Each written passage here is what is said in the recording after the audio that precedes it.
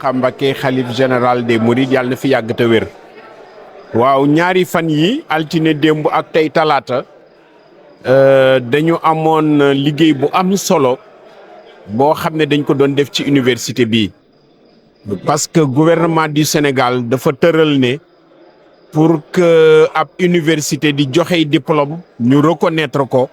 fii ci réew mi ak bitim réew dafa am ñaari mbir yu gouvernement bi war a def ci université boobu ci mbirum natt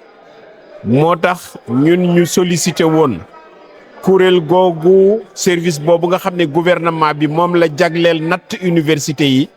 pour ñu ñëw fii natt université Cheikh Ahmadoul Khadim ci mbirum jàngam ci mbirum gëstoom ci mbirum ni muy jàppale askan wi ci mbirum communication ci mbirum informatique ci mbirum jumtukaay yim am ca salle de cours ya salle de travaux pratiques yi amphithéâtre ya mais aussi ci ñi koy jiite est-ce que ñu am diplôme yu yu ko war a jiite lañ ñiy jàngale est-ce que am nañ diplôme ya tax ñu war a jàngale ci université ñi nga xam ne ñoo ŋànk administration bi est-ce que ñooñu ñoo ko war a ŋànk loolu yëpp nag la ANAQ-Sup nga xam ne moom la ministère de l'enseignement supérieur dénk loolu ñëwoon def si fii ci université Cheikh Ahmadoul Khadim ci ñaari fan yi ñi ANAQ-Sup yónnee nag ñoo xam ne seen xel dafa màcc la ci natt ab université am njàngale am gëstu juróomi nit ñoo ñëw ku ci nekk am nga expérience su natt université am nga expérience su natt centre de recherche am nga expérience su xam infrastructure maanaam bâtiment yeeg yooyu est-ce que jaar na yoon ñooñu nag biñ ñëwee dalal nañ leen présenter leen université bi présenter leen li ñu fi gis ñun parce que loolu la ñuy wax dañ naan ñu wax leen déjà ni ngeen tëddee ak li ngeen gis bi ñu paree loolu ñu dégg ñun ñëpp ñiy jiite université bi poser ñu ay questions ñu répondre ñu jël jàngalekat yi jël ci ab lim waxtaan ak ñoom ci ñoom nuñ gisee université bi te bi ñuy gis jàngalekat yi lu natt boobu tëral ñun waruñu ko fekke ñun ñii seeni njiit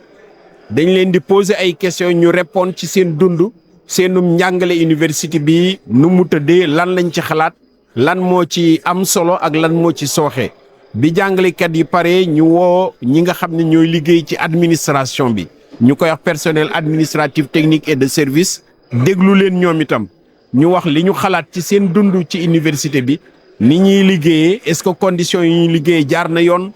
est-ce que ñi ngi def li ñu war a def li ñu bëgg a def ñu déglu leen ay simili soog a nag jël étudiants yi ñoom itam étudiants yi jógee ci daara yépp ci université bi ñoom itam ñu càmbar leen déglu leen bi ñu paree loolu la ñu def seen première réunion def seen synthèse soog a nag wàcc xoolal seen bopp ni université bi tuddee lu ko jiitu nag rencontré nañ biñ paree recteur beeg vice recteur yi ak secrétaire général rencontré nañ sëñ Ahmad Badawi nga xam ne moom la sëñ Mountakha dénk barab bii ñuy waxee moom itam ñu déglu ko ci turu sëñ bi ba xam nu ñu gisee université bi nu ko yoon wi fonke ak université bi lan moo ko sos moom itam mu wax leen lim ci xalaat dalal leen sant leen ci turu sëñ Mountakha Mbacké biñ jógee ci sëñ Ahmad nag la ñu daal di dem wëral seen bopp parce que ñoom boo bindee jox leen ni dañuy dem xoolal seen bopp ñu xool rectorat bi bureau yi ni mu tëddee salle de réunion yi ni muy tuddee c'est personnel bi est-ce que am na jumtukaay yi ñu war a liggéeyee fi ñu toog est-ce que jaar na yoon est-ce que am nañ ordinateur yi am na papier yi ñu war a am yëpp ñu xool ko bañ fa génnee nag lañ dem xool jàngukaay yi maanaam salle de cours yi fi étudiants yi di jànge salle de travaux pratiques yi salle de travaux dirigés yi xool amphithéâtre yi xool salle informatique yi soog a nag ñëw fii wax ñi ñoom li ñu xalaat loolu nag lañ doon def loolu mooy li mujj ci réunion bi ñoom wax nañ ñu li ñu gis nuñ koy waxee ANAQ boobu leen yebaloon dañ koy bind ci xaatim ci benn rapport daal di ciy wax point yi ñu gis yëpp ñoom tënkal nañ ñu ko ci point fort ak point faible maanaam fan la ñu am ay force fan la ñu taxaw tigi ak fan moo am lu sooxe tañ war koo defaraat war koo ñoŋal loolu lañ ñu tënkal léegi nii mu tëj nag seen rencontre bi ñoom nag loolu ñu wax buñ demee dañ koy xaatim ci rapport ne ñoom lii la ñu gis université Cheikh Ahmadoul Khadim waaye li leen gouvernement bi sant mooy boo bindee loolu ba pare doo ko yónnee kuréel googu nga xam ne moom mooy wax baax na wala baaxut da nga koy delloo université bi mu wax xalaatam ci li nga bind. ñoom loolu lañ ñu wax ñu ne ñu fii ak fukki fan ak juróom dinañ ñu yónnee rapport bi ak niñ ko gisee ñun ñu répondre ñu soog ko transmettre ñun nag bu ñu répondre ba pare ñoom li ñuy wax ñun obligé wuñ jël ko maanaam la ñu seetlu jox nañ ñu répondre waaye la ñu seetlu ñoom moom la ñuy jox ANAQ-Sup buñ ko joxee ANAQ-Sup nag mu réunir conseil scientifique am ñoom ñu wax ne université Cheikh Ahmadoul Khadim d'accord nañ ci habilité ko pour muy joxe ay diplôme wala déet loolu moo doon solo lii donc ñoo ngi koy xaar résultat boobu génn bu soobee yàlla yaakaar nañ ne fii ak weeru décembre wi jeex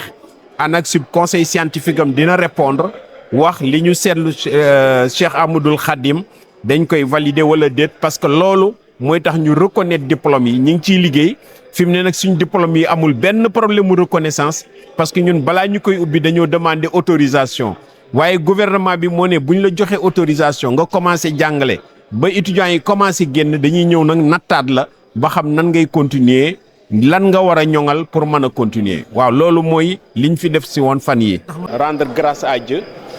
et présenter le ziar de toute l'université Cheikh Ahmadoul Khadim à Serigne Mountakha Mbacké, khalife général des Mourides, qui est le fondateur de cette université. Alors ces 2 jours, nous avons eu l'opportunité de recevoir une délégation de l'autorité nationale de l'assurance qualité, de l'enseignement supérieur, de la recherche et de l'innovation, l'ANAQ-Sup, qui est l'autorité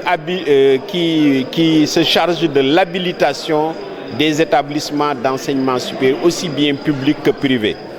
Vous savez que le Sénégal, le gouvernement a prévu 2 critères pour la reconnaissance des diplômes. L'habilitation institutionnelle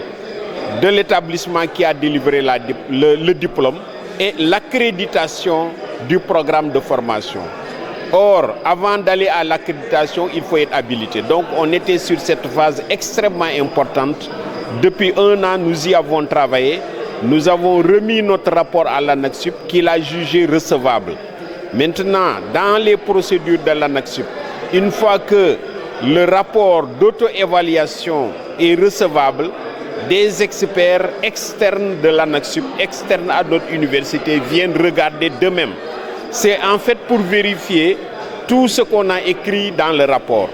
par des entretiens avec les hauts responsables de l'université, le recteur, les vice-recteurs, le secrétaire général, les directeurs d'UFR et d'instituts, le personnel.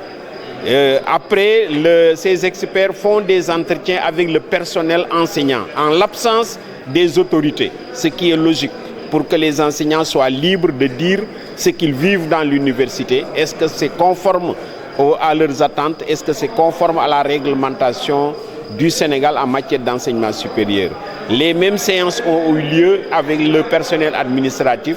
De même, les experts ont fait des entretiens avec les étudiants pour les écouter sur leurs conditions de vie dans l'université, leurs conditions d'études, leurs conditions de stage. Après cela, les experts ont rendu visite au président du complexe Cheikh Ahmadoul Khadim, Serigne Ahmad Badawi, qui les a reçus, les a salués au nom du khalife général des Mourides et en a profité pour leur donner l'histoire de l'enseignement supérieur à Touba et dans le mouridisme. Après cela, ils sont partis maintenant faire une autre étape importante, réaliser une autre étape importante de la visite, c'est regarder eux-mêmes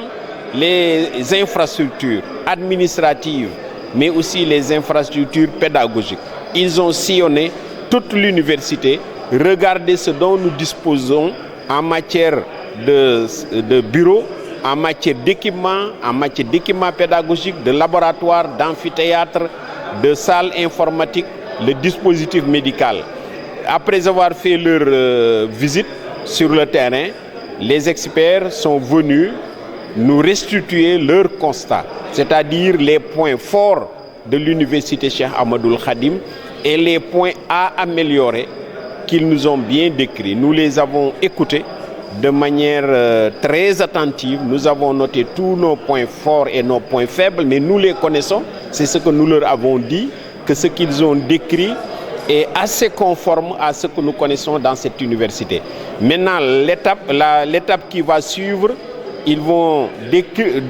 écrire le rapport, le partager entre eux les experts, le valider et nous l'envoyer pour avis. Nous allons donc dire si nous sommes d'accord sur les points forts, les points faibles, et après les experts sont libres d'envoyer leur rapport à l'ANAQ-Sup qui va statuer pour donner un avis favorable ou non d'habilitation institutionnelle, parce que le résultat final, c'est habiliter l'université Cheikh Ahmadoul Khadim. Donc nous attendons dans les semaines à venir la réunion du conseil scientifique de l'ANAQ qui va se prononcer sur la demande d'habilitation. Cependant, je voudrais préciser que l'université Cheikh Ahmadoul Khadim n'a aucun problème de reconnaissance de diplôme jusqu'à maintenant, parce qu'avant d'ouvrir, nous avons demandé au gouvernement une autorisation d'ouverture, de démarrage des enseignements, ce qu'on appelle un agrément. Or, tant que nous n'avons pas soumis d'habilitation, c'est cet agrément qui permet de valider nos diplômes. L'habilitation, c'est un pas de plus,